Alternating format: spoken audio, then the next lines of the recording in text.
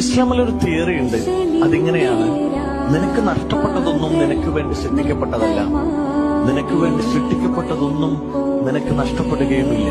നിനക്ക് വേണ്ടി സൃഷ്ടിക്കപ്പെട്ടത്, നിനക്ക് അർഹതപ്പെട്ടത്, നിനക്കായി വിധിക്കപ്പെട്ടത് ഏയാനാകാശത്തിന് മുകളിലാണെങ്കിലും നിനക്കത് എത്തുമെന്നും, നിനക്ക് വിലക്കപ്പെട്ടത് നിന്റെ രണ്ട് ചുണ്ടുകൾക്കിടയിലുണ്ടെങ്കിൽ പോലും നിനക്കത് ലഭിക്കില്ല എന്നുമാണ്. അടിതെറ്റിക്കും നോട്ടീസ് അടിച്ചിറക്കും ഇബ്ലീസ്, അത് വായിച്ചു പഠിച്ചു ഗമിച്ചാൽ പിന്നെ അതാണ് ഗുലുമാലാപ്പീസ്. അന്തസ്സുള്ളൊരു ദുനിയാവ് ആർക്കാണിവിടെ സ്ഥിരവാഴ്വ്?